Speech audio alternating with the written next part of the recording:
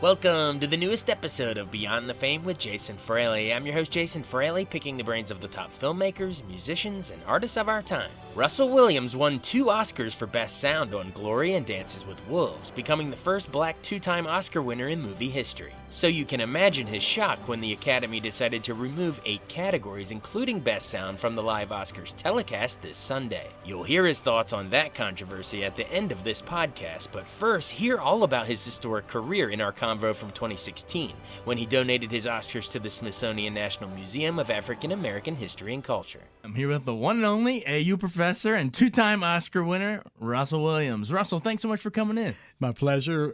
Thanks for the invite. Well, this has been a long time coming because I'm trying to remember. It was probably a year or so ago we heard that you are going to be donating your 2 Oscars as well as a Nagra sound machine to the brand new Smithsonian National Museum of African American History and Culture downtown on the mall.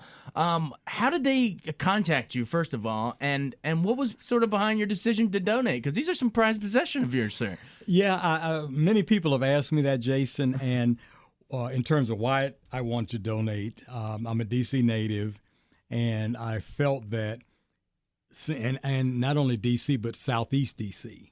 So most of the time, Southeast shows up in the news now, someone is dead. That's not the Southeast I grew up in, and hopefully, as a longtime friend and admirer of the Smithsonian Collection as a kid, I said, well, maybe my statuettes might inspire some young people, to understand that not only can they win Oscars behind camera, but, you can actually fulfill your dream if you're persistent enough.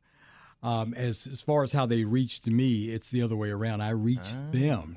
So what happened, 2014, I want to say it was April 15th, the director, Lonnie Bunch, who's also an AU alum, was hosting a screening of 42. Oh, the Jackie Robinson. Absolutely, the Jackie Robinson film, and they screened that at the National Museum of American History.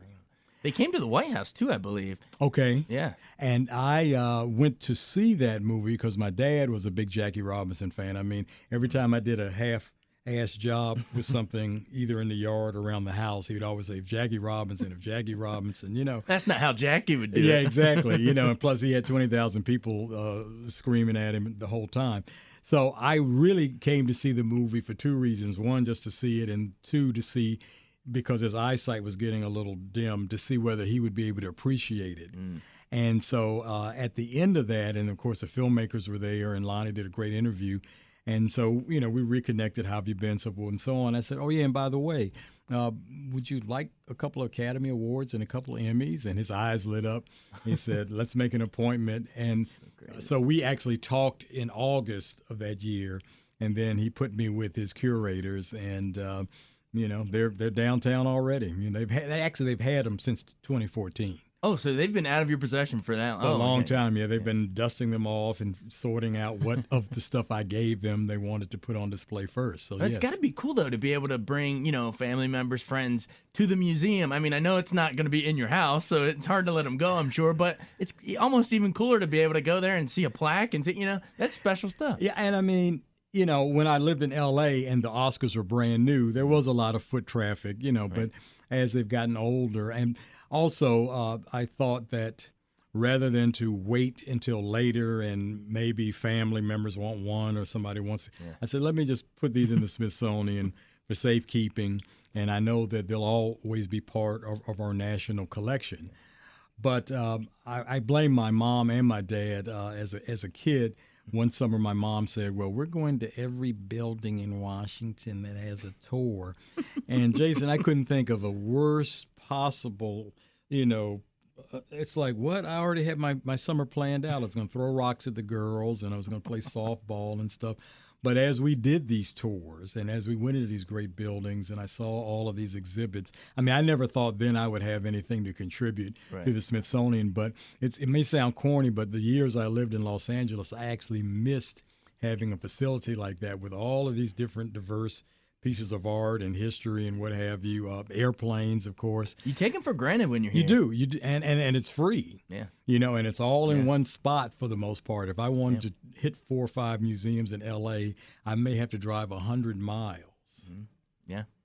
So But it wasn't until I heard that because the museum has been rumored and talked about for decades. I mean, I think technically 100 years, but I think in the last 40 years there was a lot more buzz about it. And when I heard that it was actually going to happen, I said, that's a thought, And then I had to convince myself that I could part with them and not have this regret that well, did I make a mistake? But as soon as I saw them I went down to the donors display this past Saturday, and I said, okay, that's fitting.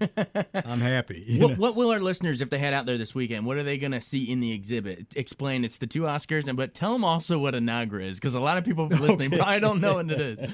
Well, long before we had the iPods and all these digital devices that everybody just puts in their pocket and carries around and sometimes walks out in front of traffic unknowingly, in order for us to record live dialogue on the set, this recorder called a Nagra, which it's already heavy without batteries in it, and it carried 12 D-cell batteries.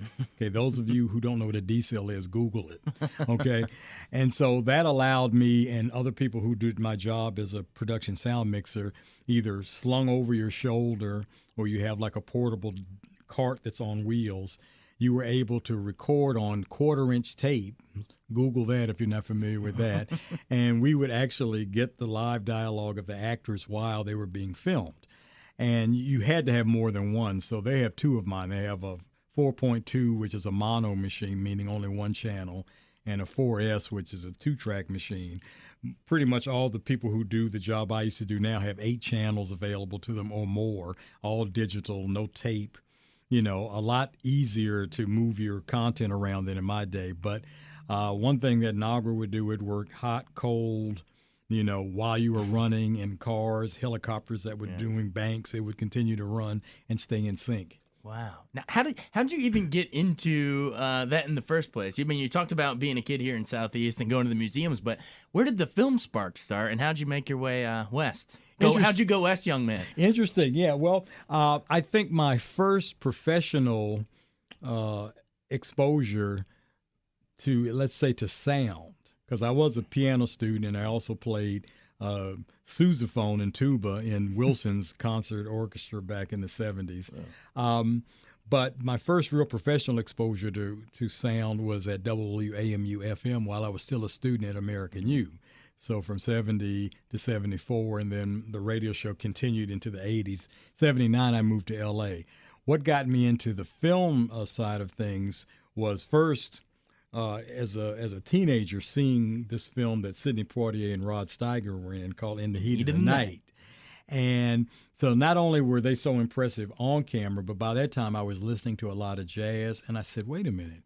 Quincy Jones did the score. Yeah. And that Ray Charles opening theme, too. Yeah. Ray Charles, and then Rahsaan Roland Kirk was playing some of the flute solos. And so the whole concept of an African-American working behind the camera was a revelation. I mean, obviously we'd had African-American actors in front of camera, since the silent days. So it wasn't an immediate, like, okay, I've got to go to Hollywood, but at least something tapped me on the shoulder. This is something to be continued.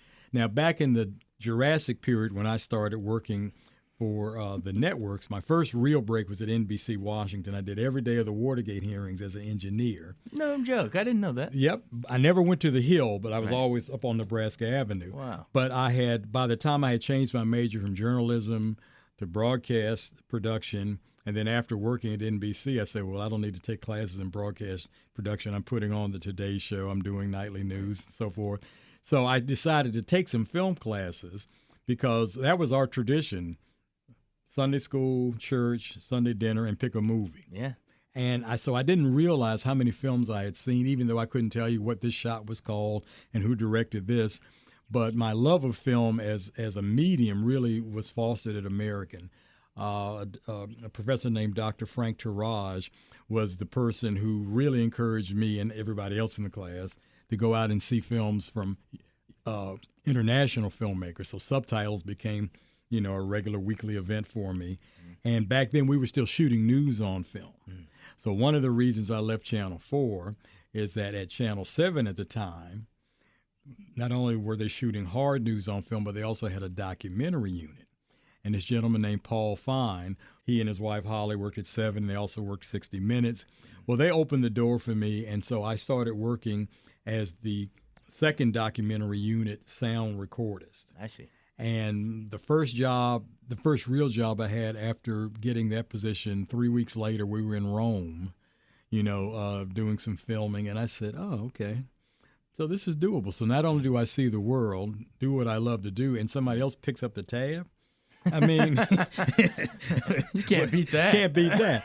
It still took me another 4 years to decide to move to L.A., right. But what precipitated that, there was a small independent film that came here to shoot. Now, I don't think that film was ever released, but those were the first group of people I actually met that had what then would have been, what was L.A.'s area code? A 213 area code. Okay.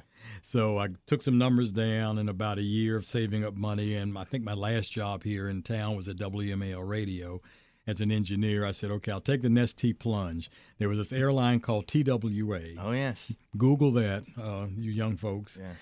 And July 21, I had a 90-day leave of absence from WMAL. So it was sink or swim. And in those 90 days, they gave me enough of a hook that I could work freelance and continue to make a living. So I quit my job, packed the rest of the stuff on another flight, had some of it sent out by Amtrak, and then another 25 years. It took me 7 years to get in the union.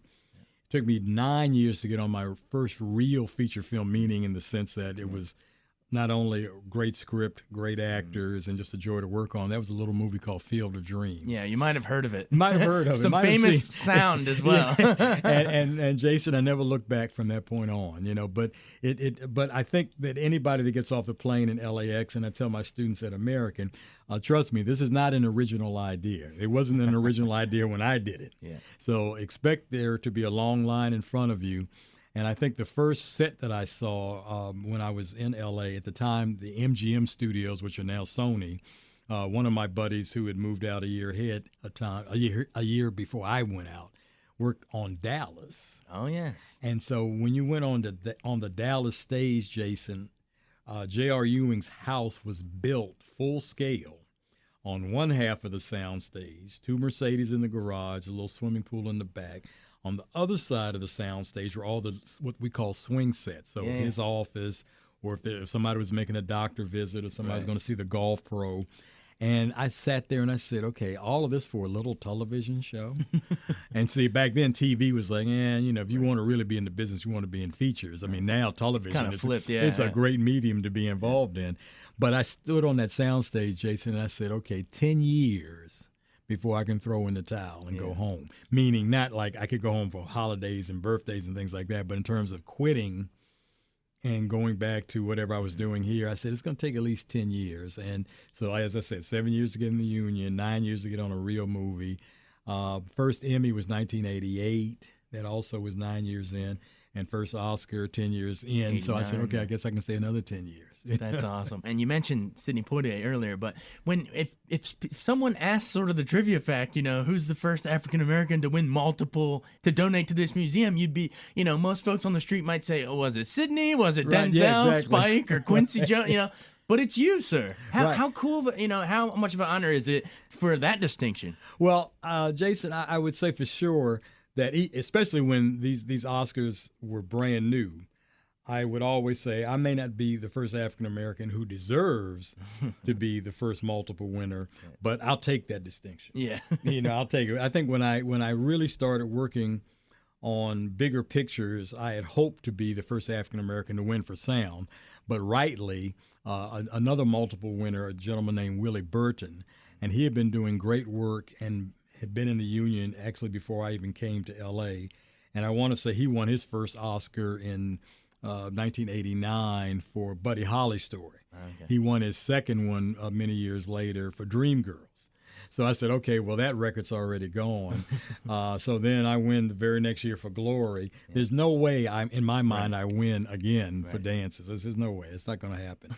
And then when it happened, I said, okay, well, here's a record. Because then I went and scrupulously looked. And, of course, then there was no Google. There was no IMDb.com. It's harder to look it up. Yeah, much harder to look it up back then. So I was kind of hesitant to announce after the actual, during the little press shoot that happens behind stage. I announced to the press corps that I was the first African American to win multiple Oscars, and then they quizzed me. They said, Quincy Jones. I said 6 nominations, no wins. They said, Whoopi Goldberg. I said 2nd nomination, 1 win. Yeah. So then they left me alone, and it actually turned out to be a little line on the front page of Variety. That's the first time I ever hit, and probably the last time I was on the front page of the trades. So, but yeah. Until after this interview, of course. Okay, hey, you know what? That to me is something always to look forward to. I'm also happy to say that I think partly because I worked behind camera, because one of the things I noticed going in with the actors, I mean, if you're an actor, it doesn't matter ethnicity, people are going to make, and they really do make a face value judgment right then. Right. You're too tall. You're too old. That's not the look we're looking for. Have you dyed your hair blonde?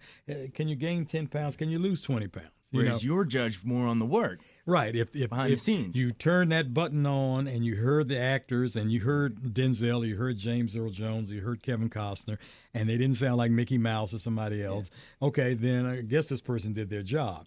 Now, the other thing to mention, and I think this is true for any role on camera or behind camera, all our work is collaborative. Mm-hmm. So, but in the way the Oscars are structured, if you win for cinematography, the cinematographer usually goes up by him or herself. Right. In sound, it would be myself and then generally 2 or 3 post-production people, because you're not supposed to really be able to tell the difference between what I did on location and what they've done later. Obviously, the big orchestra wasn't there when, say, Burt Lancaster steps over the bass line and helps Kevin's daughter. Not enough room on the field for the whole orchestra. Not enough acreage. Disappearing into the corn with instruments. Right, but we could have. But that's another interesting trivia piece about Field of Dreams. Let's just dive into Field of Dreams, baby. Go ahead. Well, man, personal favorite of mine. I love that movie. Oh, look, I mean, my dad and I went to see it together, and because my mom and dad were very kind of like, well, we first of all, we were kind of frightened that you left your permanent job at the Library of Congress to take this temporary job at Channel 4, right, during Watergate. I said, but this is the industry I want to be in. Right.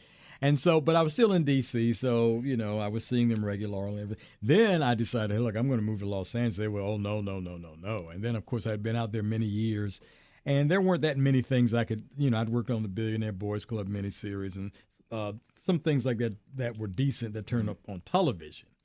But in terms of feature films, this was the first feature film that we had a chance to go see together that I worked on. Wow. And then my dad said, okay, now I know why you moved across country, and, I'm just honored.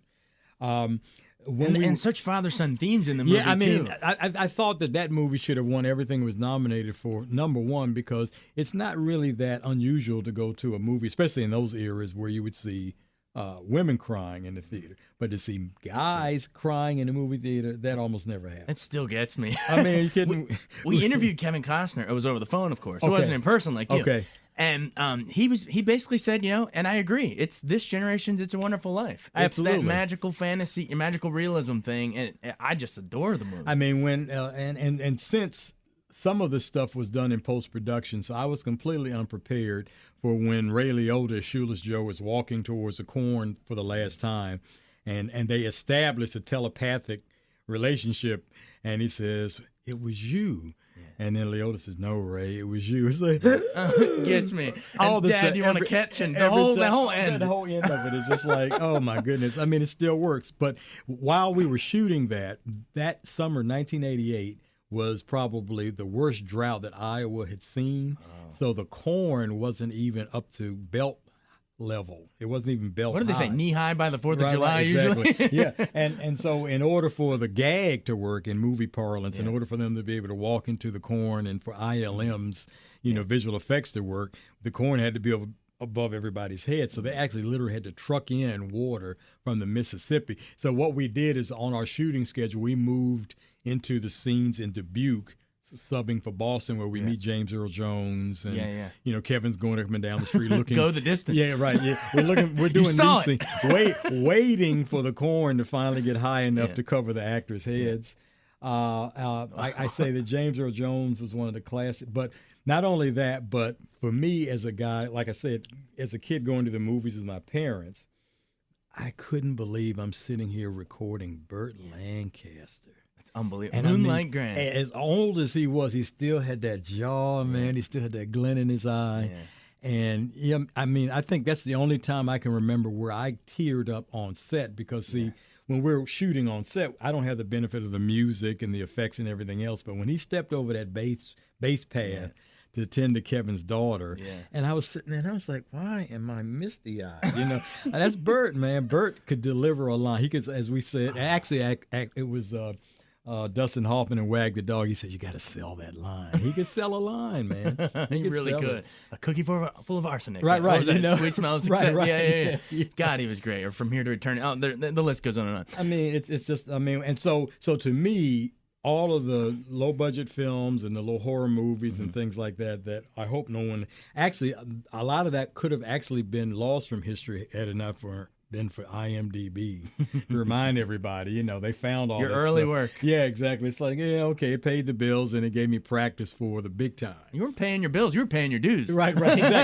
That Exactly. Most importantly. But so sound-wise on Field of Dreams. Okay. Is it, I mean, when you watch it, the cracks of the bat or Yeah, the ball yeah. in Ray Liotta's glove, like Right. it makes it so romanticized our American pastime. What was it like actually recording that? Or you're mixing, right? Yeah, Sound and so I'm some of the time, especially on our days off or even in the evenings, I'm out recording like the crickets and the night music.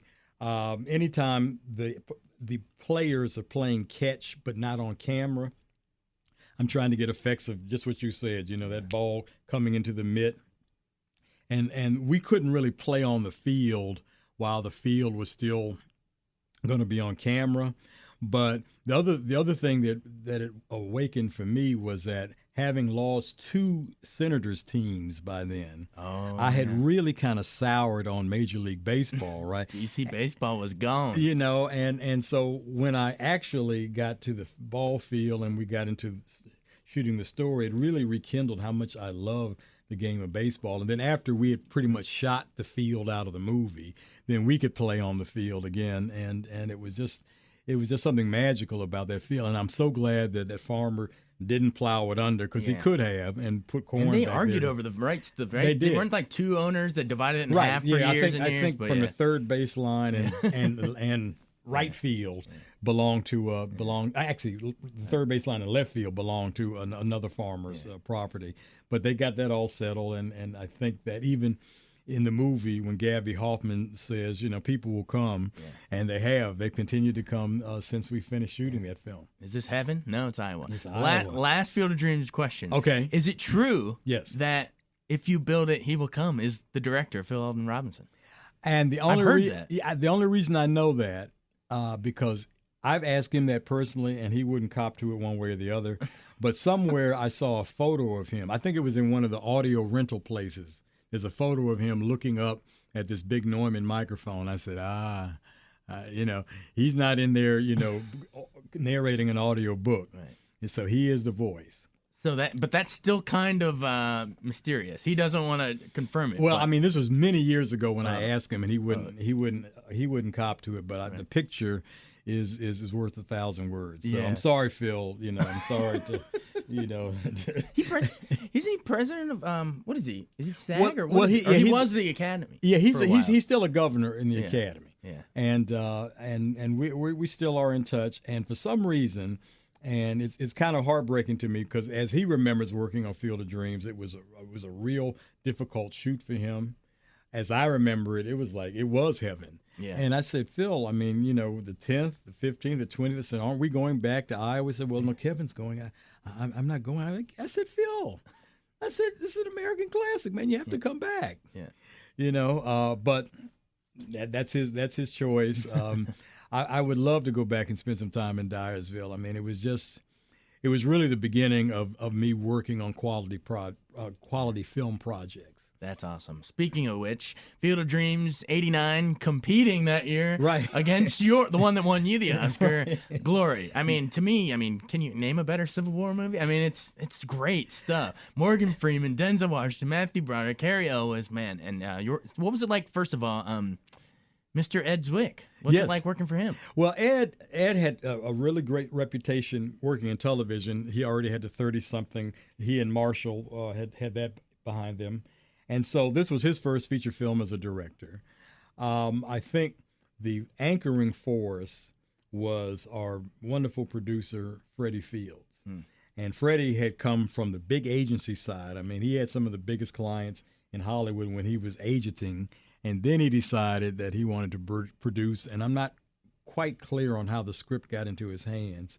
But I know for sure how I ended up getting on the film. I was asked to come interviewed by this gentleman named Jan Peter Brugge. And we had worked on a small, low-budget little TV half-hour project. And I hadn't heard from him, I think, in probably 4 years or more. And then he calls me out of the blue and says, Russell, I'd like for you to come interview for this Civil War movie that we're mounting. It stars Matthew Broderick, right? Who had just done Ferris Bueller, right? Absolutely. Yeah. And so that's what I think a lot of people couldn't get ready for is the depth of Matthew Broderick's work as an actor because, he comes from a stage family. Right. So you just put the script in front of him. What does the script call for? He can deliver. But by this time, I had worked on enough films to not only look at, what the story says, but now I'm looking for the so-called aggravation factor. Okay, so Civil War movie means mostly exterior. Yeah. They said in Georgia. I said, okay, so that means that even though it's not going to be like Chicago cold, cold and nights, probably rain. So I'm thinking, okay, well, let's see how the meeting goes. But then luckily, by even being in L.A., I would always either subscribe to the Post one year and on alternate years, the New York Times. And the New York Sunday Times had a story about this Civil War movie starring Matthew Broderick because Peter didn't say anything about the 54th Mass, right? Yeah. And, on the phone call. So I'm saying, oh, wait a minute, 54th Mass, and we've signed Morgan Freeman. We're hoping that Denzel will sign this up. Young guy, you might not know him, Denzel. Yeah. And I said, oh, you mean that Civil War movie? I said, okay, well, I'll pay them to be on this one. Yeah. So obviously the interview went fine. And I think the thing that I liked about Ed on set is that he had very clear ideas about how he wanted the scenes to play. But then as he really looked at the depth and the breadth of his actor corps and also the technical assistance that he was getting from the reenactors, who also did wonderful work on camera, he began to understand that, okay, let these guys work out how the energy and the dynamics and this whole thing of, say, for instance, the scene where Morgan Freeman is standing post as a sentry with his pike. There was a discussion about how soon he should respond to Matthew Broderick and Matthew Broderick's character. Robert Gould Shaw says, well, I'd like for you to give me information about the men from time to time, so Ed thought that he should answer immediately. And Morgan says, no, I'm not from a military background. I was a gravedigger until you guys showed up. So I want to consider this for a minute before I respond, which he did. He was almost like Matthew was about to turn and leave. And then he said, shoes, sir. The boy was just looking for some shoes. Yeah. It was really, it was like going to a church or a symphony concert or something spiritual every day we worked on. It was a lot of hard work, but everybody pitched in. And there were no regrets, And the other thing that I think made working on Glory a little easier than working on Dances, we shot in Georgia, right? Well, Jason, everybody in Georgia can cook. Ah, that's a perk, yeah. Almost nobody we ran into in South Dakota could cook. Not to my liking. So if we hadn't had 4 Stars catering, right? On set in South Dakota, I think the best food I had for the first half of the show was Dairy Queen.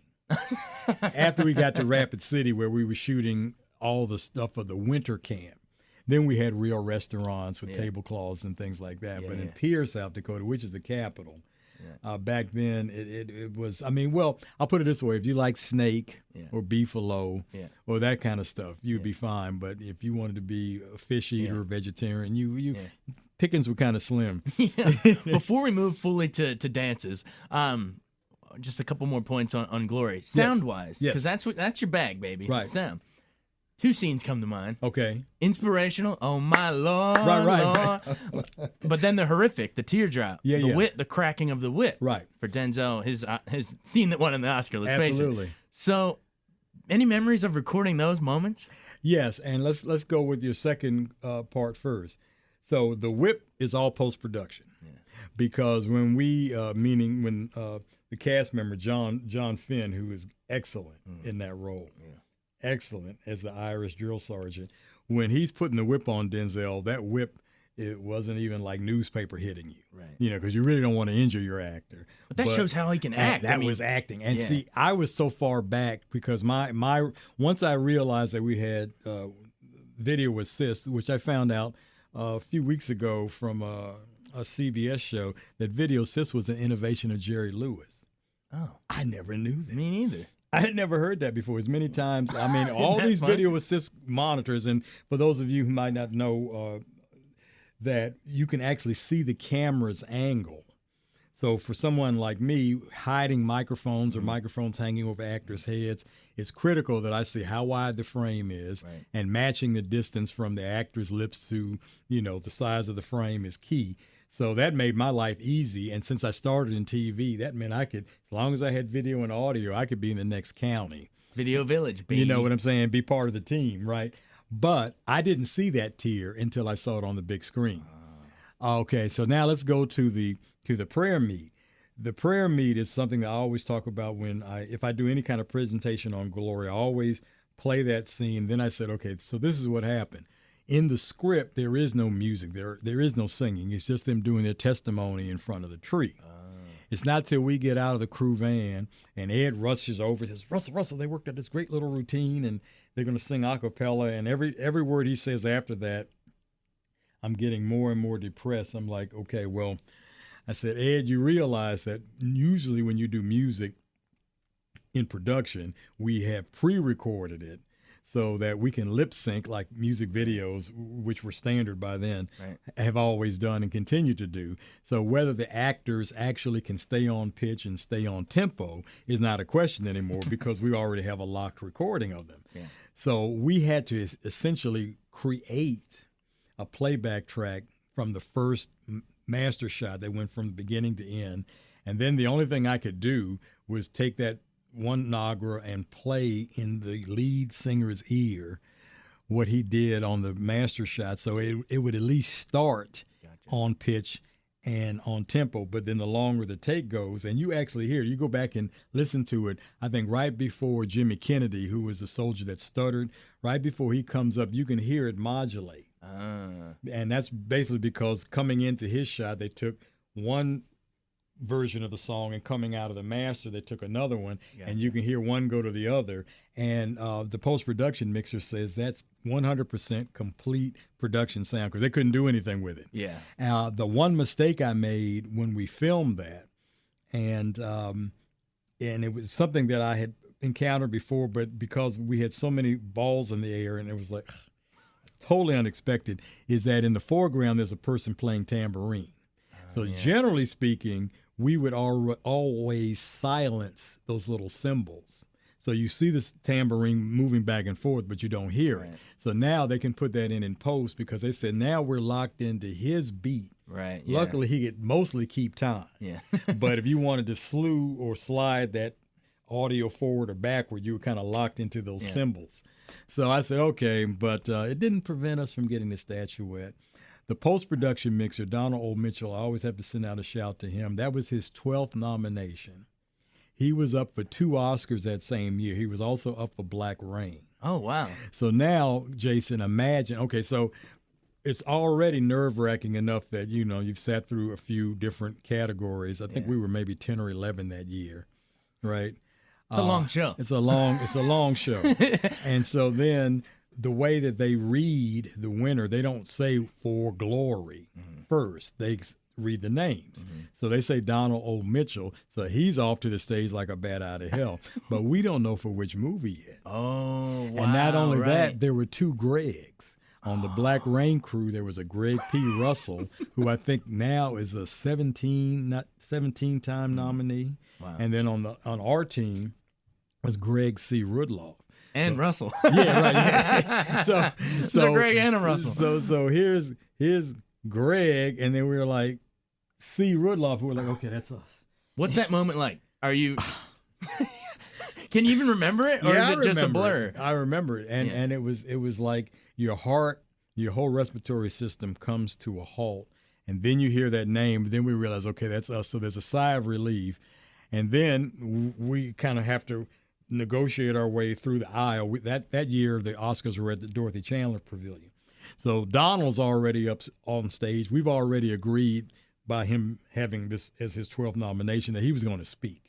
No two ways about it. Right. So He's the overdue guy. Yeah, please. And we hadn't prepared anything. Yeah. And so he got through his speech in about 15 seconds. Then next thing I know, he looks over his left shoulder at me, and he says, "Jump in there." And I did, but I didn't. I said I'd like to say thank you to all the people in the home countries. I was glad that I was able to do that, but I didn't like once I looked at the tape, being a sound guy, that I was leaning into the microphone. And only you would critique yourself on. And I was thinking, okay, dummy, if you ever get back, stand up straight. I had no clue that I was going to come back the very next year. You did get back. So when you look at the second video, I'm standing up straight. Dances with Wolves, you're standing up. All right, cool. What's before we get into the Oscar moment itself for Dances with Wolves? Okay, let's go into the movie. How do you get hired for that job after Glory? Well, let's talk about a word that may or may not be in effect in Hollywood these days, a word called loyalty. So let's go back. Let's go back to Phil Robinson. The only reason I get to Field of Dreams is that when the Gordon brothers, who might not be a household name to some of you all, but the Gordon brothers are the ones who created the Die Hard franchise. Right? You may have heard of it. May have actually seen one or two of them, right? Or five. Right. 6. And so we had worked on Phil's first movie, not the Gordon brothers, but myself and the rest of the entire crew, for that matter, had worked on his first movie called In the Mood. Mm-hmm. And when he got the go-ahead from the Gordon brothers, not only for the screenplay, but also to direct, he said on one condition, and that condition was that I get to hire all of my crew from my first film back. Nice. So that gets me on field. That gets me working with Kevin. And that's the connection. So then Kevin, once he gets this project that he's directing and also starring in, he takes someone from all of his other films. So he took Transportation, I think, from Bull Durham. He took Sound from Field of Dreams. He brought script supervisor also from Field of Dreams. He'd done what? Untouchables at that point? And No Way Out. Yeah. So again, that's loyalty. It's like people who we had a good relationship with, because, when you're working on your first project, you don't want to have to remember a lot of names and kind of get used to how all these different people work.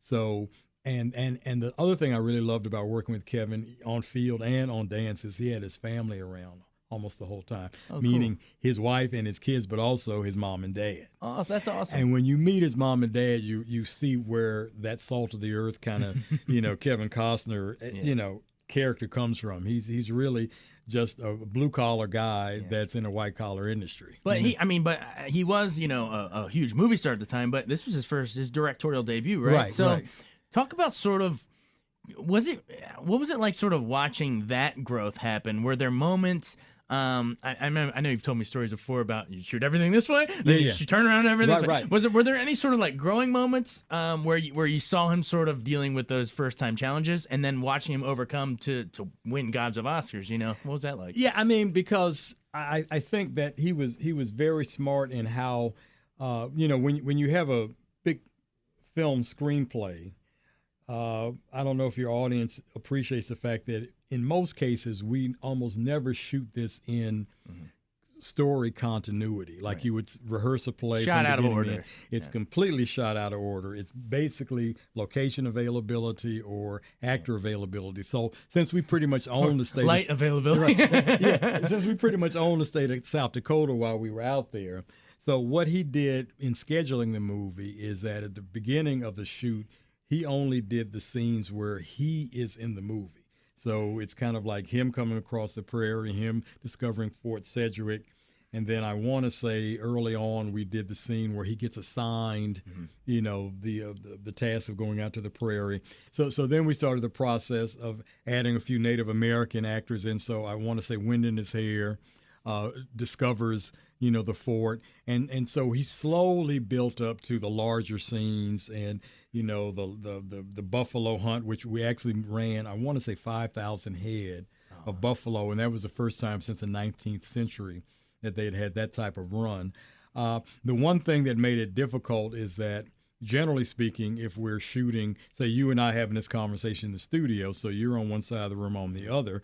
So we would start with a wide shot of you and then come into a medium shot of you. Then we come to a tight shot of you. And then we turn the camera and the lights around and we do the same thing looking in my direction. So Kevin, for some reason, had to do wide this way, wide the other way, medium this way, medium the other way. And so that, I would say, contributed to the movie going over schedule. But as long as he felt comfortable that the performances on camera were going to cut together, then that's the way we did it. And another tribute to Kevin's commitment to this film, and I'm fairly sure this is accurate, that whatever our contracted end date was, I want to say it was probably the end of September or October that year. The day after that, any overage came out of his pocket. Oh, wow. So I'm fairly sure a lot of the money that we pocketed for the next month and a half or so of shooting came from his profits from Bull Durham and other residuals. Right. And maybe he had other investors on the side. A great producer in Jim Wilson. Again, another stellar director of photography, Dean Semler. So I had worked with an English gentleman, Freddie Francis, on Glory, and an Australian gentleman for Dances. And I mean, it really was the hallmark of teamwork. Yeah. Because you can get some cameramen who feel that the whole movie's about picture and everybody else's department is secondary. Yeah. And these guys were complete team players. Speak a little to how Dances with Wolves what was so great about it, and obviously it won Best Picture and everything. What was so great about it was it sort of showed a different side to the Old West. We've seen, Yes. where the Comanches are the evil ones hunting John Wayne and, all those old movies. But this showed, the Native American sort of plight of it. And it's almost, there had been old movies, Broken Arrow and stuff, but, it's interesting that it almost took till 1990 to get something that mainstream. But speak sort of to that, because in a way, Glory, you showed another side of the Civil War. Right, absolutely. This, you're showing another side of the frontier. So speak sort of to how important that was. And I think that even Jason, while we were just in the pre-production stage in South Dakota, there was a lot of grumbling in the state about, why is this movie going to highlight what the Native Americans did? Because if you grew up watching Westerns, the Native Americans were the enemy universally. So this film really pointed out that, yes, there's Western expansion, and yes, the pioneers and the settlers were moving their way west, and so the America we know now is as a result of that. But the thing that I think that the movie pointed out was that, so even within the Native American community, there were enemies. Yeah. Which we showed. There were peaceful nations and there were warlike nations. But, one of the things that I think the film really pointed out is that the Native Americans were already into conservation of resources. We only kill what we're actually going to eat or use for, clothing and wardrobe or shelter. We're not just going to slaughter for slaughter's sake. And then I think that the attitude of the cavalry, that came later in the movie was fairly typical of the fact that, in their military posture, they had to assume that Native Americans were the enemy. Mm-hmm. So they hadn't really had the experience that Kevin Costner's character had to see them as human beings raising families and wanting the same thing for their kids and, and their community as you would want for yours. Mm-hmm. And I think that Michael Blake's screenplay was amazing just on paper. Man. And because I almost turned that film down, Jason. You almost turned down Dance with Wolves. I was just outside for like 4.5, 5 months on Glory. True. And now I'm going to do another exterior. Civil War era exterior. Right, which I'm like, okay, here's the aggravation factor again, long days. And I think we started in July. So the prairie is hot as heck in July. Yeah. And then by the time we got to November, I was in full duster, full, a Resistol hat, got my first pair of cowboy boots on one of the Scouts because I had scrupulously avoided any Western wear while I lived in L.A., especially after Urban Cowboy came out. Everybody started acting like they were, breaking steers and stuff. But once you step on a cactus, it's about this tall, and it goes right through your Nikes. It's like, okay, yeah, cowboy boots. Yeah, I get it now. And then you come back, even as African American with sunburn on the back of your neck from wearing baseball caps, you realize on the prairie there are no trees. There is no shade. You had to bring your shade with you. Right. And then a few months later, when the wind started to really kick up, all of a sudden, here's the duster, baby. Like Once Upon a Time in the West. I said, once I got back from that movie, I said, you can call me Dakota now. All right. Do you still go by that ever? Only for people that know me from that film.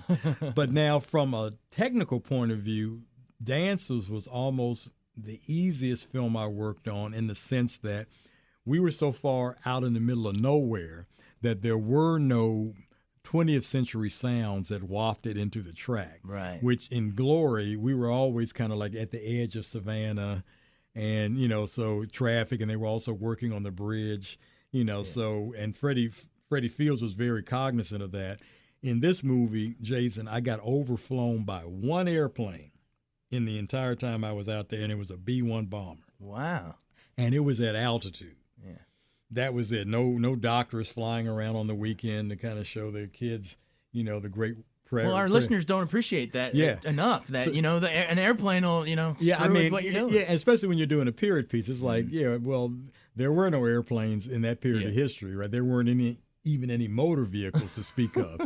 So the Union's advantage was the railroad. Right, exactly. no plane. Right. Yeah. So that actually made, and the other thing that was amazing is you could be almost a city block or more away from somebody and still hear normal conversation on the wind. Wow. So when you see those scenes of the Native Americans and even the old bad Westerns, listening to the wind, and they can say, there's 2 riders approaching or 10 riders approaching. That's not an exaggeration. I was amazed. I was like, wow. I said, who's that talking? I said, I can actually hear them, because there's nothing competing with you. Wind in his hair has dialogue in his hair. Really? Wow. So that's legit. That's legit, man. That's pretty cool. All right, so Oscar experience, okay. part 2. Okay. Now you're going as a winner. Okay. So do you walk in a little taller? Hey, man. Or is it, and you're sitting there and you hear your name called again, it's still just as special? It's a special because this time, well, first of all, unfortunately, Don didn't get nominated because he always does great work. But we don't have competing people on 2 different crews, okay, so I don't have to worry about that. And for me now, it's, even though everybody else had said I was going to win a second time, I said, there's absolutely no way. There's no chance. And it's almost the same type of movie. I said, there's no way. And each year there were great movies up against us from in the sound category. But a funny that thing, year you had Goodfellas it's like so a funny thing happened for your listeners is that so the ABC camera people have a seating chart. So obviously the actors are usually in the first 2 or 3 rows, and you have directors, and then you have writers, and so as you go deeper and deeper into the auditorium, we know where the documentarians are sitting, the sound people. So after the commercial break, and 2 of the best things about both of those years were those of Billy Crystal's first 2 years. Oh, wow. And the best Oscar host ever. Trust me, he knows how to work a room. It felt like you were like in his living room and he was just telling jokes for his family. Wow. So as in the commercial break, the ABC cameraman comes up the aisle and he starts pointing towards our section because this is where the sound people are sitting. Yeah. And then when they say Jeffrey Perkins, who's our lead mixer, I know that's us. There's no like waiting to hear the second or third name. So I stand up. So the cameraman is not expecting the person standing right next to him to stand up. And so from my TV background, I see him racking focus. And I also notice that red light on the camera called a tally light is not on. So I just stand there. And once he's ready and I see that light come on, now we take the entire walk all the way up to the stage. And then when I get to the stage, I notice that my post-production compadres, they're still in the aisle, glad-handing. They're still, working their way through the people. So, of course, I have to speak. Yeah. And as Donald O. Mitchell did for me the year before, as soon as the post-production mixers got up there, I did my speech in about 15 or 17 seconds, and I threw it. to the lead mixer who was also celebrating his birthday that day. Oh wow! You know, so Happy birthday. it was. But let me tell you one thing that's majorly different from people who win these days than in our day, because it's probably the most ridiculous question I've ever heard anyone ask. Let's hear it. Is when you win your statuette. Now, this is the first year. You win your statuette. And when you go immediately off stage, there's a table of statuettes. Right. And an Academy member who writes the number off the back of your statuette on a list, so they'll always be associated with your name. Then they ask you this question. They don't do this anymore because they fixed this. Well, would you like to leave your statuette with us tonight? And then in a couple of weeks when we put the badge on, you come up and pick it up. At the office, and I'm like, no. Engrave it now. Yeah, we'll take it now, and then when the badges come in, you can come down to the office and have it affixed. Yes. Yeah. So now they actually have the machine there on site. Yeah. And I'm saying now, they've probably had that for a few years now. But I was like, what? I just got the thing and you want me to give it back? How am I getting into parties, without this? Without this, baby, I can, I'm an Oscar winner. Where's your Oscar? Well, I This is my badge of honor right here. Yeah, this is my American Express card. Don't leave home Don't without leave home without it. it. That's all. Well, it's interesting because I went out and covered the Oscars this yes, year. absolutely. Yeah. And Leo gets it engraved backstage Right. and all that. Yeah. But it's interesting. I mean, but I want to go to your other movies. Maybe we can rapid fire because we've been in here a bit. But Hey, man. hey, we could talk all day about this. But talk about, you said those Oscar days versus nowadays. What's your take on this past year when I was out there? The Oscars so white hashtag was the big thing. What's been your take on that whole scenario? Well, and I'm glad that we can put this out in the open because the process, and I think the only way a person not in the industry could conceivably understand this process is very opaque. Mm-hmm. In a sporting event, not only do you know what team or what individual won, but you also know the score. It's clear cut. It's clear cut. Everybody saw it. So we don't know. In other words, I don't know whether I won by 1 vote or by 100 votes. You know what I'm saying?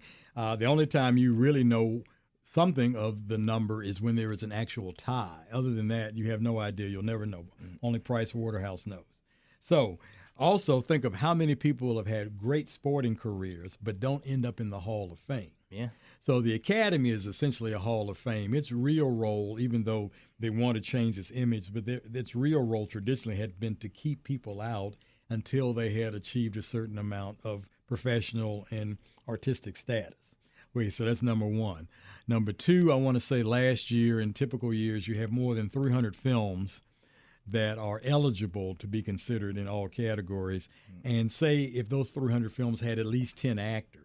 Mm-hmm. So that's 3,000 acting roles that have to be whittled down to 20 nominations. Yeah.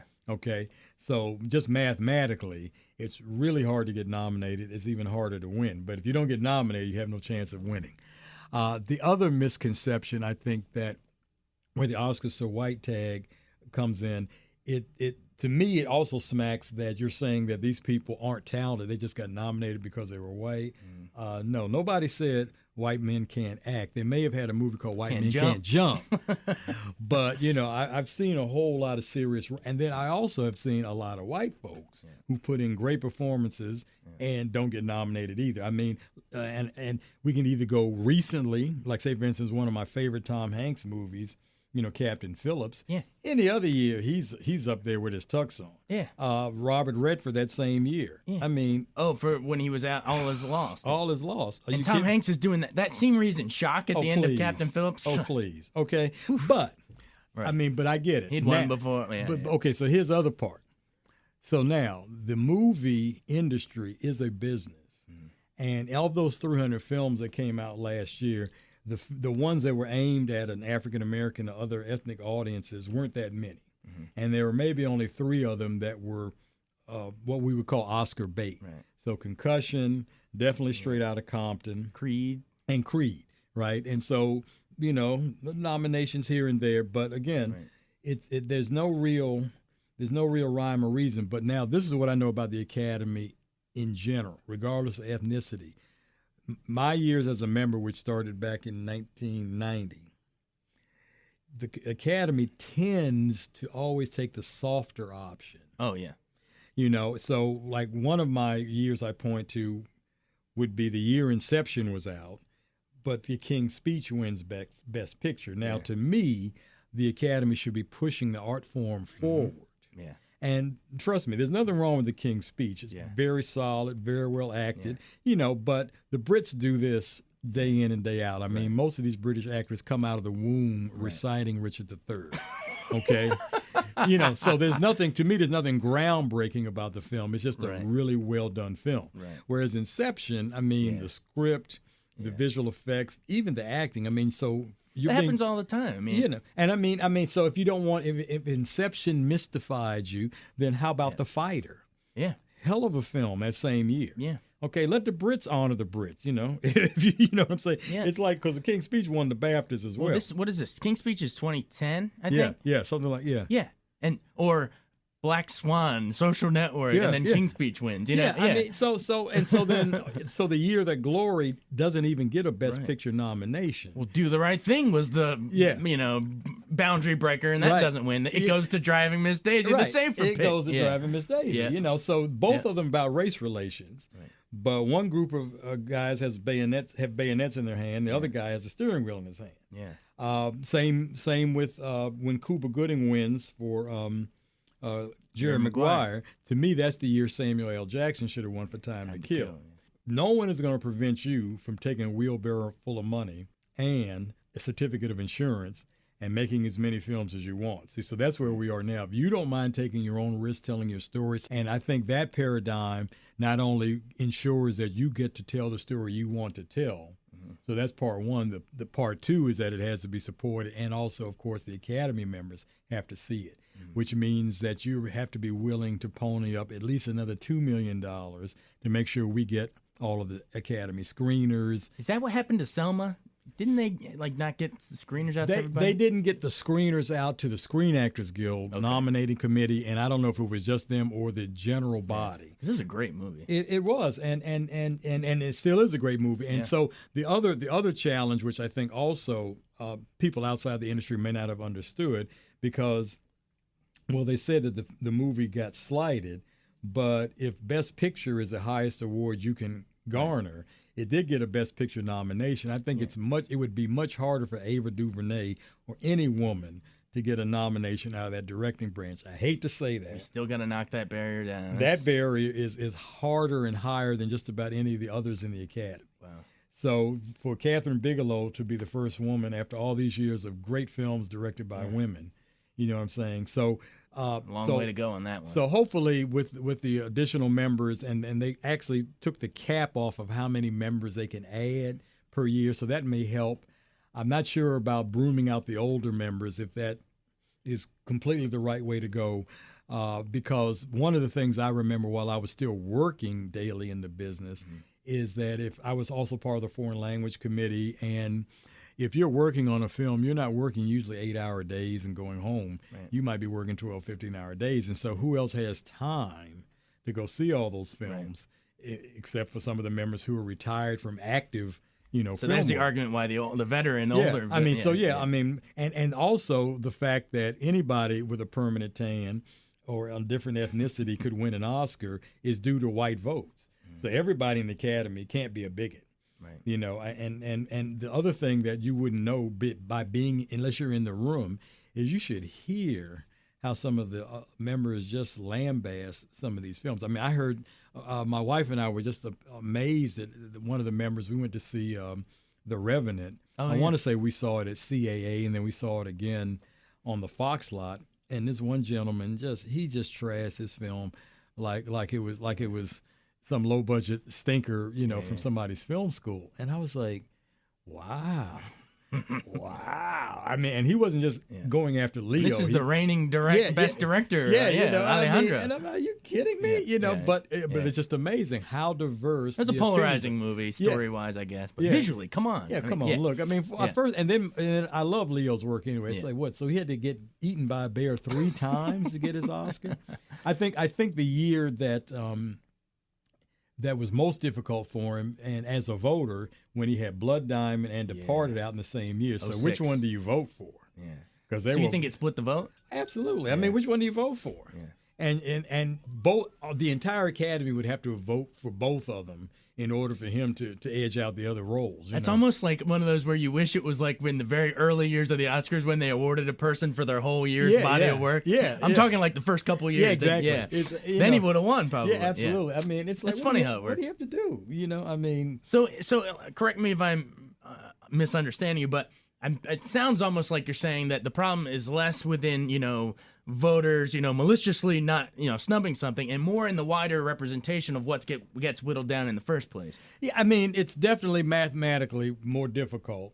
But again, if you want to, in my opinion, if you want to win an Oscar, as an Oscar voter, I'll tell you myself, when I'm in the movie theater seeing something for the first time, I want to be transported.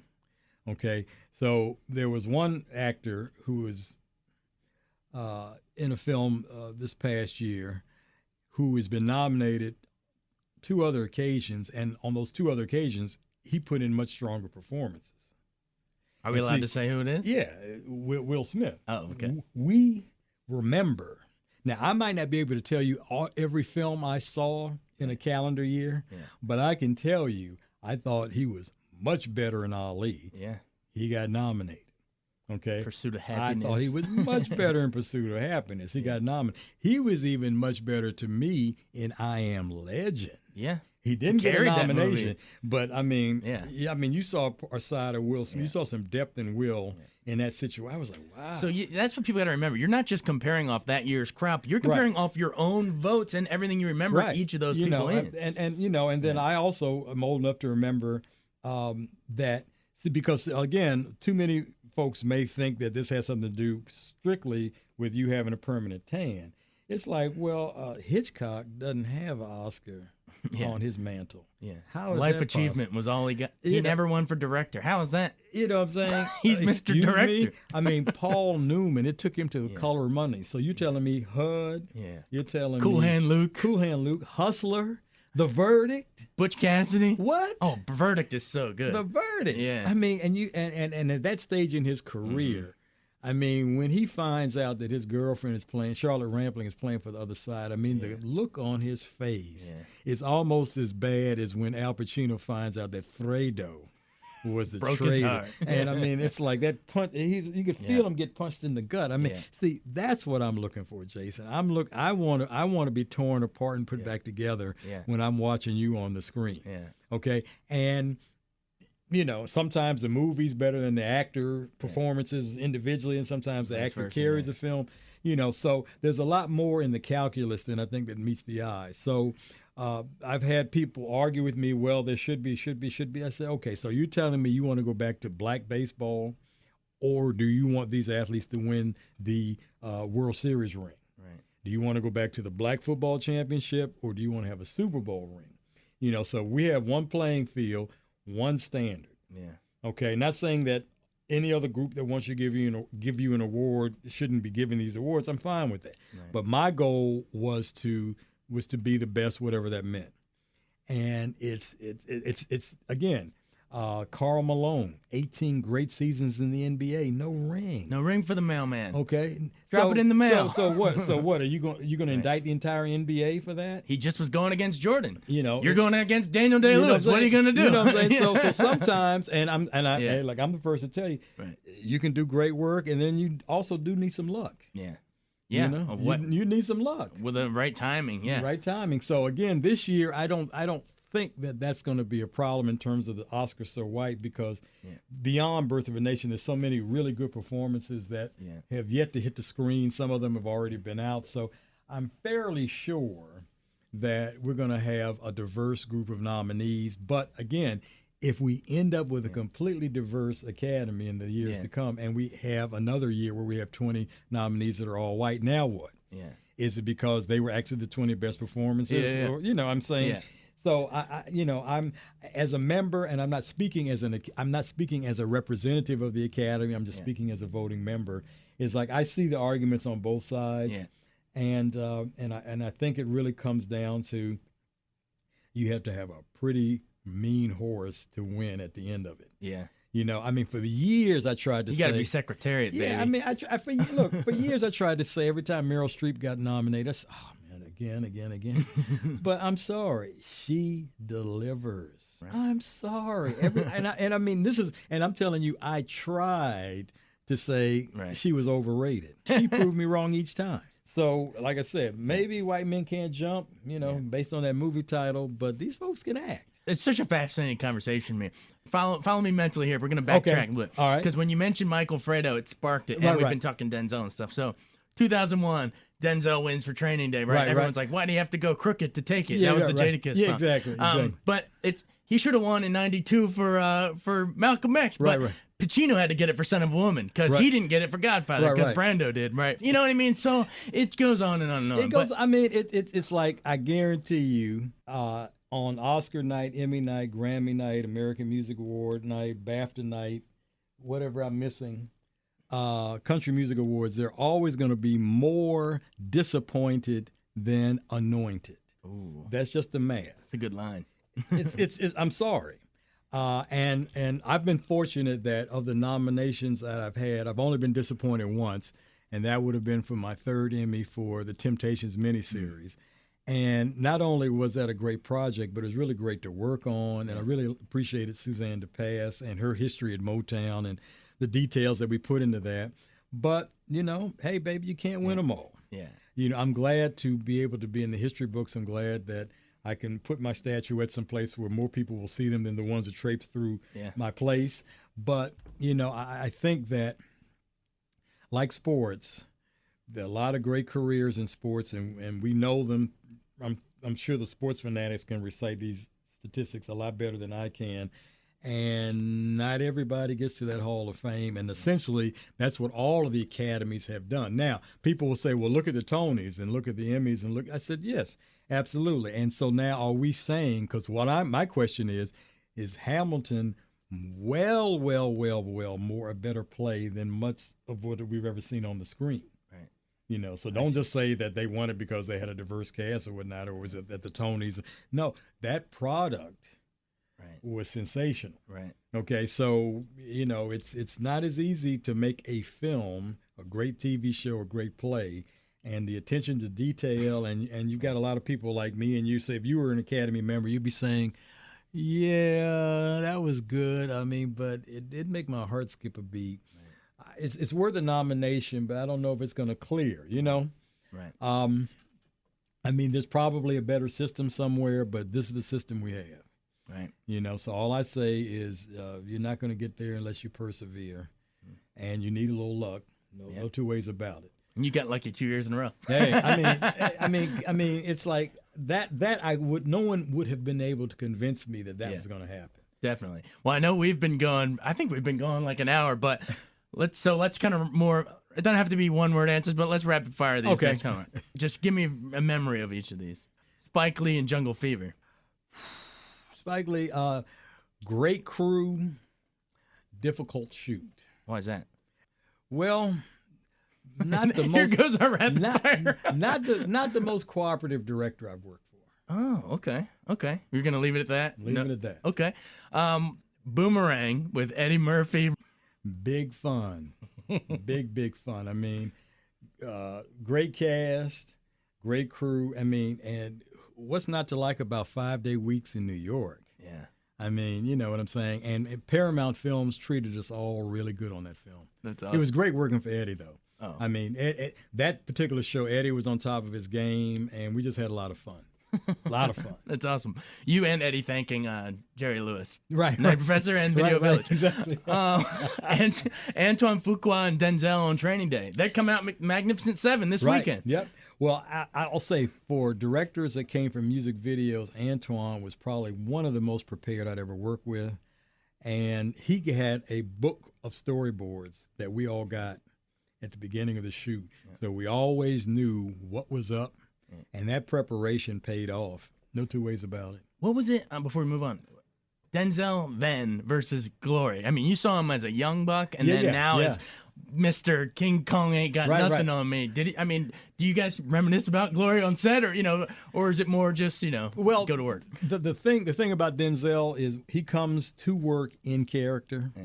So there's not a lot of chit chat. You didn't want to mess with him then. No, and so if I had to go to him for a technical reason, first I'd make eye contact with him, and then I'd say, I'd do a little hand signal saying I'm gonna have to make an adjustment because I don't want to, take him out of his zone. So we really didn't get to chat much about Glory, but I'll tell you one thing for sure.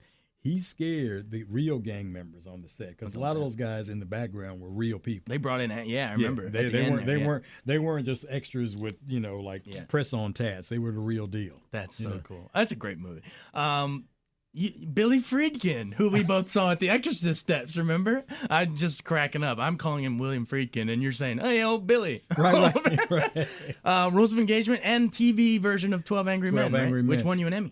I was so impressed working with Mr. Friedkin because, first of all the great directors I have had the honor of working with, he's the first one that invited me to the table read. And so he's got me on one side and the cameraman, the director of photography on the other, looking at his notes. So we already have a vision of what he wants to shoot. When we did Rules of Engagement, the other honor for me was also working with Richard Zanuck. Oh. I mean, you're talking about an uber producer. And just to see Richard work his magic, and he said, as a producer, and all you young producers out there, he said, Russell, says my job is to keep all the studio madness, the legal mumbo jumbo, and all this other business related stuff out of my director's hair until he says that's a wrap.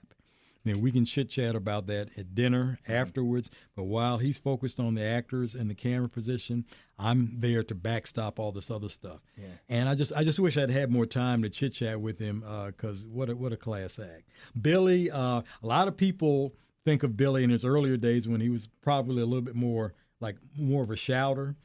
The experience I had with Billy was he would only shout at you if on the day, Mo, because he called everybody Mo, you had promised him something and you couldn't deliver.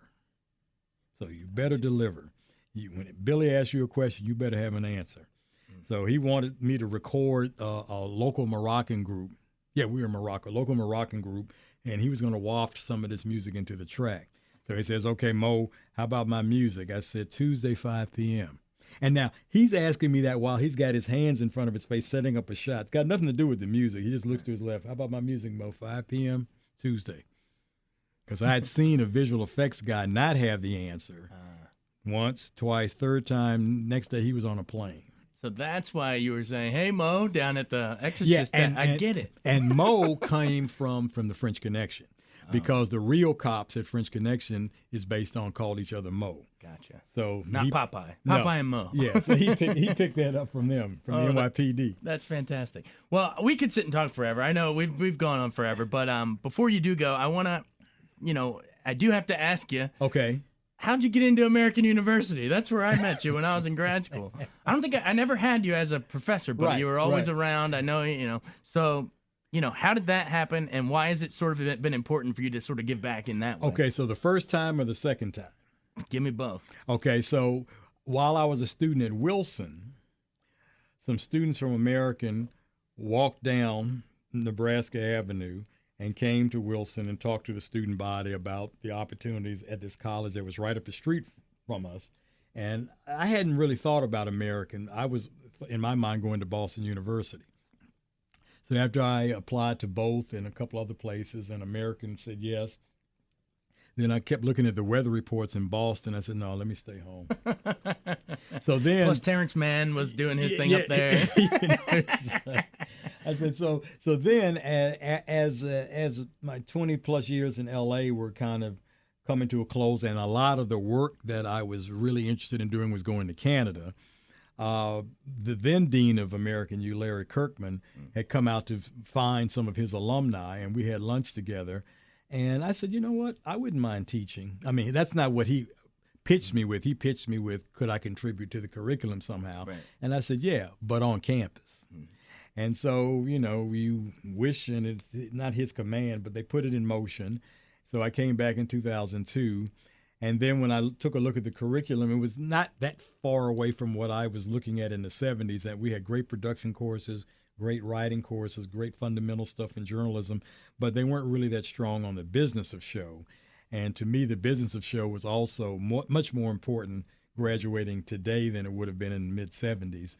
And I really just like working with the young people and seeing them pursue their dreams. And I always have people practice their Oscar speech. They said, I said, no, trust me, you're going to have your opportunity, and so take it from my mistakes and go up there and deliver.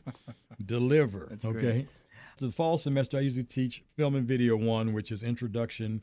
So not only camera work, sound, some editing, but I try to impress upon my students, being a Hollywood veteran, that I'm there to show them how to get large format results with small format tools. Mm-hmm.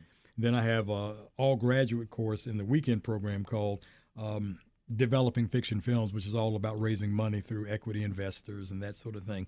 In the spring, a sound design course, and another course called Executive Suite, which allows our alums primarily to Skype back onto campus and talk about what's happening in various fields like television, music, film, even web design.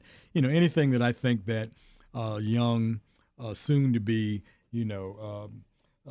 Barry, what's our Barry Levinson, of the future needs to know about going into the business. And more than just a professor, a mentor, and maybe even a producer for an AU student, right? Yeah, if the project is good enough, I don't mind picking up the phone and see if I can make some connections, because to me, that was one of the whole reasons that the schools like the SCs, UCLAs, the NYUs of the world have such a strong alumni base, because they reach back and find new talent, and they know exactly who to call and exactly how to put them in play. Hopefully, they also can spot the people who maybe not as serious as they need to be. Mm-hmm. One of the things that working the Watergate hearing showed me was that I could go the distance, to go back to Field of Dreams, because we were working 22-hour days, 5 days a week. Yeah. So if that's not enough to dissuade you from show business, there was going to be. and it also taught you to keep the tapes. Don't delete them. Yeah, which brings me to an interesting point, I think. And I asked Oliver Stone about this, and he kind of said he wasn't sure. But if you go back and look at Oliver Stone's Nixon, there's a quick shot where it's supposed to be Alexander Butterfield. Oh, and by the way, trivia, I was working the control audio board the day Alexander Butterfield announced that we have the tapes of the president, because that was an NBC day. Wow. That was by the time the hearings were only broadcast by one network at a time. Wow. And then after that revelation, all three of them started to carry it again. But there's a little scene where you see he's got like 4 Wallensack or Uher, depending on, because they all have the same frame, 4 recorders in a cabinet. And you see him taking the tape off of one of them. And as an archivist veteran from the Library of Congress, okay, so yeah, Nixon erased the 18 minutes off the tape he had in his hand, but theoretically there are 2 other copies. And I'm guessing, I don't have any information one way or the other, but I'm guessing that Butterfield has that 18 minutes. Oh, there was a copy. I mean, I can't see him giving away all the copies for them to, That's fascinating. I'm fairly sure. I mean, this is just me from looking at the scene in the movie. To me, that's because you have all of this conversation in the movie. Now, maybe it's all of what Oliver Stone wrote and has nothing to do with what was that 18-minute gap was really about. But it's interesting. It's just like a one quick shot there, but it said, and some people say it spoke to me. You're always a curious mind, my friend. Hey, man, it's like I think my background as a music student really had me tuned into listening to cues. And even now, even though I haven't really done location work, and what I've been back here now 14 years, I still always hear what shouldn't be in the mix. Right. So I hear the buzzing over there behind you. And, when I walk into a classroom, I always hear the projector fan and things like that. Yeah. It's, but it could also save your life. That's why I also tell students, take those earbuds out. At least take one of them out. Because you'll never hear that bus that's going to run you over, Now, I'm walking here. Yeah, I'm walking here, baby. Oh, that's the perfect place to leave it. Russell, thanks so much. Oh, my pleasure, man. Guys, the museum opens this weekend. I think you need tickets, but so if you can't get there this weekend, Definitely. go see it soon. I would suggest you wait a few months, because it's going to be a mob. Yeah. I know there's like a free concert series that's free. Maybe go do that, but Yeah. go to the museum a little There are bit. going to be a lot of people there this Yeah. weekend. It's going to be pandemonium, not the kind Yeah. the National Zoo. It's Yeah. going to be pandemonium. Oh, but pandemonium. yeah, I see yeah. what you did there. Yeah. But once you do get there, check out the 2 Oscars and the Nagra of Mr. Russell Williams here. Thanks so much for joining us on My TLP. pleasure, This Jason. is great. My pleasure. After such an illustrious career, you can imagine his outrage when the Academy decided to remove 8 categories, including Best Sound, from the live Oscars telecast this Sunday. Russell Williams, hey, thanks so much for joining us again on WTOB. Jason, great to be back, man. First of all, just happy to be alive after the horrendous couple of years we've been through as a nation and as a planet.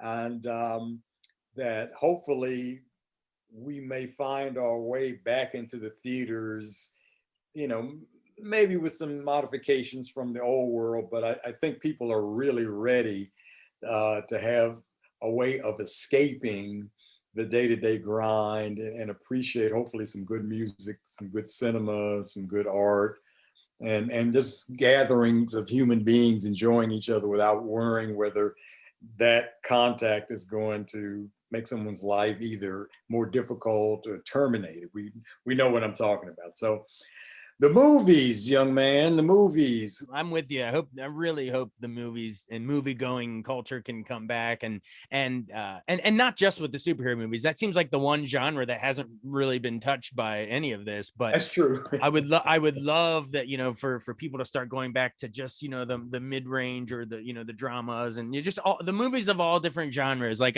there's nothing like, as fun as it is streaming at home during these last 2 years in the pandemic, there's nothing like going into a room and the lights going down and all of us watching, Get Out or a horror movie or a comedy or, just the communal experience of laughing or shrieking or crying to get, there's nothing like it. So I hope it comes back. But we wanted to have you on, of course, because the Oscars are coming up. And of course, you are yourself a 2-time Oscar winner from Glory and Dances with Wolves back in 89 and 90 were those movies when they came out. But I wanted to talk to you because you won for sound, and that is one of the categories that the Academy has decided to scrap. They're getting rid of 8, at least from the live televised. They're getting rid of documentary short, sound, film editing, makeup and hairstyling, live action short, original score, production design, and animated short. Those are going to be presented in like a pre-broadcast and then edited to show in the show. So what was your initial reaction when you heard that? Were you sort of like, hey, that's my category? Well, I mean, first I ran to the bathroom and threw up. I call these categories this year the irate 8. Now, and it's kind of like a tennis match, when you would see people in the gallery and they're looking this way for the ball, and then you're looking back to the other side of the net for who's going to return the ball. So, you read some of the stories. The producers of the show decided they were going to excise or trim the fat. That's not a quote, but that's essentially what I'm reading this as a person who was a nominee and a winner. And then on the other side, they're saying that maybe the word came down from the network, ABC, owned by Disney. And then some other conversations say that the Academy leadership, kind of was also played a role in saying, well, we need to do something to increase the viewership, shorten the time of the broadcast. And so they figured the best way of doing that is getting rid of some of the categories that either they assume are what's slowing down the show or the reasons people may tune out during the show. No one suggested that they take the president of the Academy speech, pre-tape it, edit it, and then run it as a package, because I'm sure that's why everybody tunes in to see the Oscars. So no one suggested that part of the show should go south. But I feel as one of the crafts who if things go as announced, will not be honored in the live show. I can't even imagine how that would look. So what does that mean? You go to an empty auditorium, you accept your award, and you speak to a group of empty seats. So you're, in my speeches, if you can find those links, I'm actually pointing and gesturing and looking right at Kevin Costner, where I say, you know, I want to thank Jim Wilson, the producer, for giving me the call. And so they're not there if I'm, lucky enough to be nominated and presenting this year. And then it gets played back. Okay, it's not unheard of in other award shows, though. I mean, the Grammys have done this for decades because they have so many more categories. The Emmys have done this for decades because, I mean, they have 2 or maybe even 3 nights that they need to present all the awards. So, of course, if they had a live show, it would be like a marathon. It would be a 24-hour show to get everybody in. But I think the granddaddy of the entertainment industry awards, which is coming up on 100 years in a few, because this is 97, I believe. So we're getting close. Is this the 97? What year is this? Let's look up. I know the first one was in 1927. So this is the 94th. 94th. Okay, so we're 6 years out from having the 100th anniversary of the Academy Awards, assuming that we can keep a television audience. All right, I'm really concerned that they will start moving other categories around. Next year, the leadership says that it won't just be these 8 every year. So who's it going to be next year? Are they going to drop cinematography? Are they going to drop supporting actor? I doubt whether any of the SAG categories will get dropped. Exactly. But, they're not going to drop any of the actors, and that's why it just seems sort of disingenuous to say, oh, it's going to be on a rotating basis. So yeah, which technical crafts do we want to screw over this year? You know what I mean? So I don't know. On Twitter, there's been a hashtag that's taken off. It's called Present All 23. It's all, all the hardcore Oscar viewers say, we want to present all 23. Right. And, as a journalist, I understand, I guess I understand both sides of the argument. I understand, if I'm going to devil's advocate, I understand from a ratings perspective. I think they're in record low ratings. I understand you're trying to move it along and get, the categories that people quote unquote actually really tune in for. But I ultimately come down on your side, Russell. Is I don't think that necessarily people are tuning out because of those categories. I mean, original score, people would love to hear the John Williams score, and why are you cutting that? I personally, I think it's like what you're saying, trim the other fat of, the Academy president speaking, or some of the lame jokes where the host leave the theater and go over to a movie theater and all that stuff. Yeah. It just, it gets too long. And I ultimately, well, what do you think? I think it comes down to this debate of are we trying to make a telecast that's going to be a big tent and bring in more people, or are we catering to our really hardcore actual Oscar viewers? And I personally think that you're going to alienate the really hardcore viewers if you cut out these categories. Yeah, I think you're right. The hardcore viewers and the folks who really know the inner workings of each craft and appreciate the fact that these names that we know, the big stars who give just awesome performances each year in different movies and different genres, we wouldn't know any of their names without the technology that is needed to bring them to the screen. Now, if they're all on soapboxes on the corner, doing their performances, okay, you don't need any technology, not even a megaphone, right? But if you want to be in a TV series, which of course is the Emmys, if you want to be in a feature film, that means you need lighting, you need someone to memorialize that image. We need to hear what they're saying. You need the score. You need all of that. I mean, look at the production design, say, of Nightmare Alley. I mean, you're saying that that's not important enough to be on the show and to see those people who put their lives into their respective crafts, just like the people we see in front of the camera. I think the other reason that people, and maybe the leadership, maybe ABC, Disney, we still have been in a pandemic posture. Yeah, I did get to go into some theaters or some studio screening rooms and see movies on the big screen. But for the most part, we're still in a, wait and see, don't want to be in the crowds.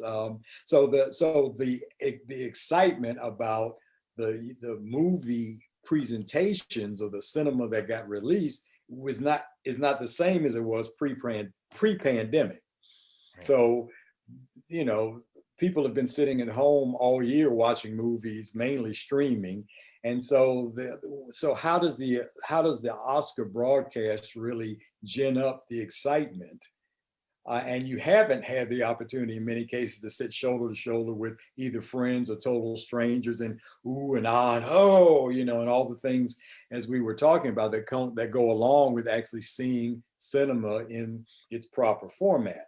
So the show definitely needs to be rethought, but it doesn't necessarily, I don't think it's fair to just start pointing at certain crafts and saying, well, you don't deserve to have your life's work that's been at least nominated by your peers, acknowledged by your peers and the rest of the movie-going audience, or as you say, the people in the TV audience around the world, because a lot of these people want to be something other than an actor.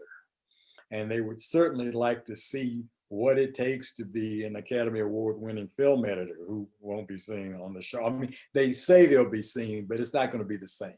I assure you, it won't be the same feeling as hearing the applause, walking up to the stage, standing there. Some very handsome or beautiful person hands you the statuette that you could have only dreamed about holding. Now you get to the lectern. I mean, if you go back and look at my Glory acceptance speech, there was no acceptance speech because I wasn't supposed to say anything. It just so happened that Donald O. Mitchell, who was our lead mixer, had the courtesy of getting his words out in 15 seconds and looking over his shoulder and saying, jump in there, because we're already a category who they're going to play off if you go over time. They're not going to play you off if you're the lead actor receiving.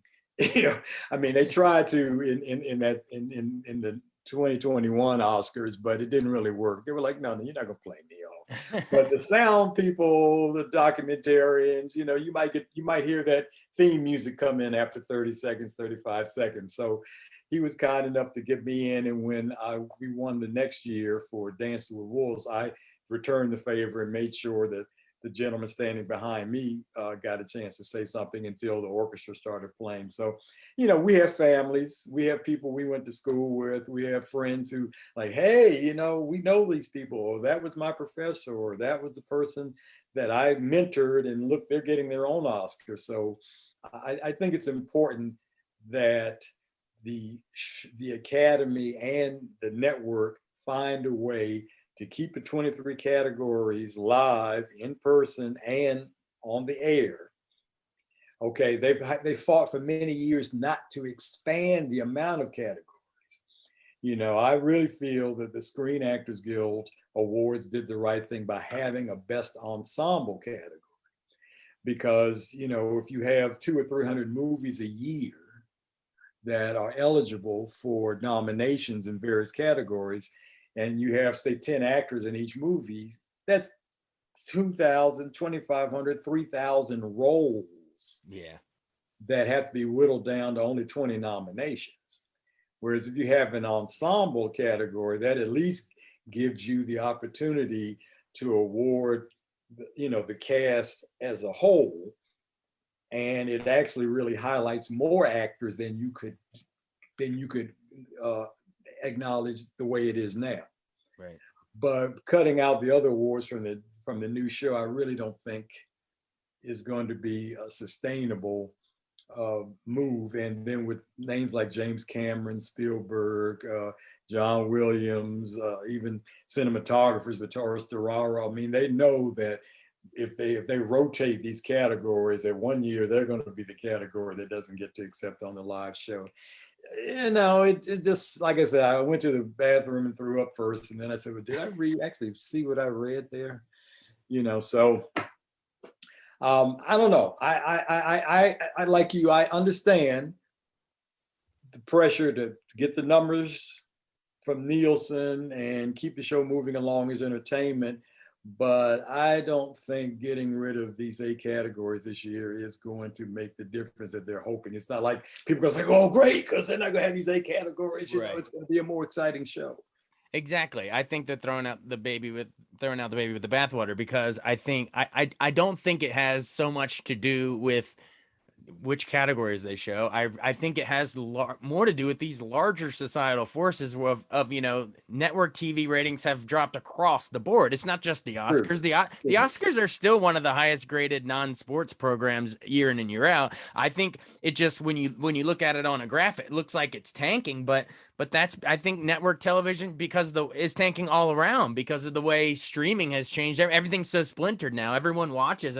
You're never going to see the numbers that MASH did on the finale. No, You're right, never going to right, see that again. And I feel right. like you have TV networks panicking, saying, "Oh my gosh, the Oscar ratings are falling so much." But I think it has more to do with ratings dropping across the board, political forces. The political divisions are so heated, and those people that say, "Oh, it's elites patting themselves on the back," they're not going to tune in because best sound's not in there. It's Right, more, right. it's these larger forces, I think, that's causing it more than anything. Plus, a third component of that is, I think every year we're seeing a more and more a bigger divide between mainstream movies and art films that get awarded. Like back in the day, the big blockbusters in Rocky, Titanic, Yeah, yeah, Forrest yeah. Gump used to win all the time. But ever since, I think, sequels have really taken off, we don't really, you're not going to award as many sequels. So yeah, I think there's larger forces at play than what categories are being presented. And piggybacking on that, there's not very much appointment television that the younger generations Right. are really interested in. And as you say, yeah, we're talking the Super Bowl. Okay, those are some numbers that, depending on the teams, but generally speaking, they stay much higher than anything else in terms of appointment TV. Yeah. And of course, the ad revenue generated on that day is usually much higher than anything else that's going to be on television in the entire year. But the fact that I think if we are devaluing the arts community, and I think this is how I'm looking at it. Other nations, especially in Europe, have a minister of culture. So culture is something that is held in high regard year round. Mm-hmm. Whereas I think Quincy Jones was one of the last people that had made a plea to the White House to create a cabinet level post that actually acknowledges arts and culture and music and things like that. And it was batted back. And that might be part of the political divide, but I think it's also the fact that compared to some of our European cousins, this is a much younger nation, and it may not have really embraced how much culture does for moving society forward, and also recognizing what the pillars are that the society is built on. So if they start saying, well, these other things that don't seem to have like a big, well, wait a minute, cut it off here. You're telling me that you feel that you can have a really good film without sound. Okay, so I think one of the easiest ways to demonstrate the importance of sound is whoever's at ABC on Oscar night, just cut the sound off on the broadcast. Right. And then force us to read lips for 3 hours. Then all of a sudden sound will be important again. Well, what does a director yell every time they're done their shot? They say cut, and now the editing is not a category when cut is such a it doesn't make sense. Because at first I was thinking, okay, they're not going to really touch any of the visual aspects of filmmaking, in terms of who gets excised. And then I saw film editing there. I'm like, oh, really?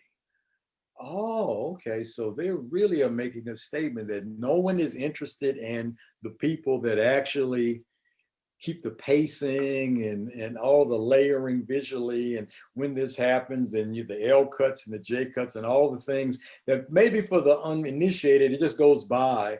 But, that's what has made filmmaking so much more engaging in a lot of ways, is because you have so many different ways of telling your story in ways that would have been, they could have been done in the conventional method, but it would have been a lot more time consuming to achieve.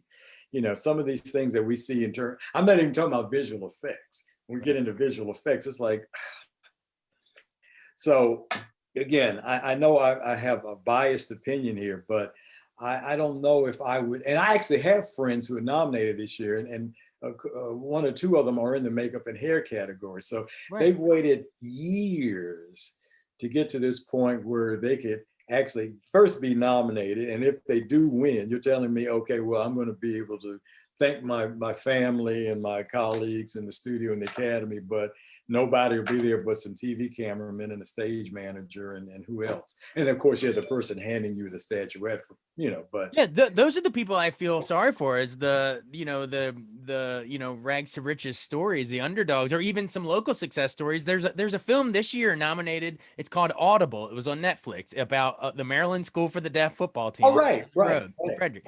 We interviewed them. It was a sign language interview. They were saying how so excited they were going to have a big screening of the Oscars at the Maryland School for the Deaf, and they were so excited. Then a week or two later, this news comes out, and suddenly so that school can't have a screening now. Like, it's that those are the people I feel the worst for, and the filmmakers in those categories, like you're saying, the hair and makeup people that have waited their whole lives, or editors. I mean, all the most important categories.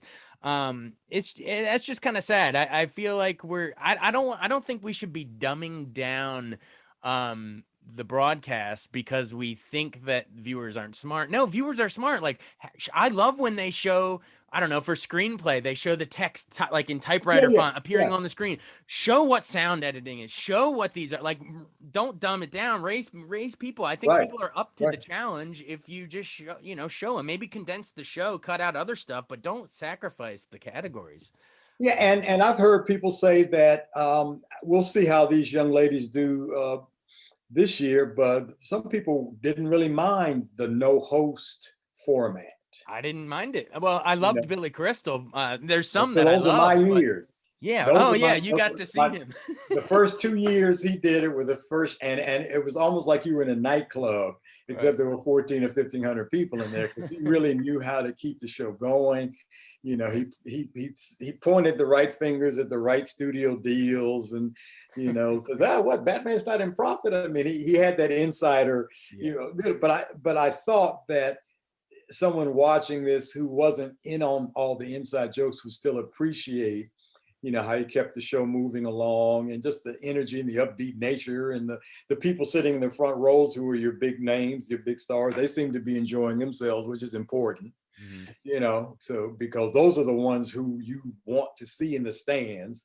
And of course, when they call our names and we come out of the shadows and up to the stage, it's a big moment for us. But for the most part, you're watching, those first 3 or 4 rows that have the stars and some of the big directors and whatnot in there. But if you're telling me that this is your answer to making the show more palatable and to raise the numbers, we'll see. We'll see what Nielsen says. If this stays in play, I mean, it seems like there doesn't seem to be any modifications that are going to happen this show. But the producers of the show, the host of the show are saying that they're going to keep it lively and they're going to point fingers and make jokes. But if they decided that we're not going to have any of the actors except live, and maybe a few directors aren't going to be featured, then all of a sudden I think the entire academy would push back instead of the selected few from all walks of the academy. But it seems to be the pushback needs to be almost universal and say, leadership, you need to rethink this. Right. Yeah. And again, I hope I hope we're wrong. I hope ratings boost. I hope I sit down and I see these edited together packages and I think, okay, you know what, they got their moment. But I'm just skeptical because, like you're saying, in your case, you're up there accepting for Dances with Wolves, and you're able to look out in the crowd and say, hey, Kevin Costner, you can make eye contact. Hey, thank you. Right. Great. Whereas now these people this year it's going to be a partly empty auditorium, and the Kevin Costners of today are going to be out on the red carpet doing interviews while this is going on. So I know we've seen some of the actors like boycotting and saying, no, I'm going to be in the auditorium and skip the red carpet, etc. I want to support my craftsmen, and maybe we'll see more of that. But yeah, I think I don't know. I hope I'm wrong, but I really want. I think everyone, all the craftsmen like yourself, deserve that live moment with the live lights. The spotlight. I mean, it's like that's it for us. I mean, were it not for YouTube. See, one of the nicer things about YouTube is now you can go on and see, and the studios, to their credit, have done a really good job marketing in the social media era because there would have been discussions about how we did such and such on Glory and what was it like being on the prairie in South Dakota and running 5,000 head of buffalo, because you can go on YouTube and see the team from Dune, you can see the team from West Side Story, you can hear them talk about the production design of Nightmare Alley and so forth and so on, Will Smith and the cast from King Richard, but in my era, there was absolutely no chance that you were going to see somebody who worked behind the camera at all on television, except if you won and you got a chance to stand up and say thank you to the Academy. Right. But the actors are always out there. The actors are the quarterbacks and your star running back, whereas the sound guys are like the poor linemen that never get any credit on the team. I mean, I'm the pulling guard. I'm the pulling guard. You never see my face. Thanks for hopping on here to talk about this. Thanks, Russell. All right, my brother. Thank you. Thanks so much for joining us on Beyond the Fame with Jason Fraley. Remember to hit the subscribe button and give us a 5-star rating if you like what you hear. We'll see you next time.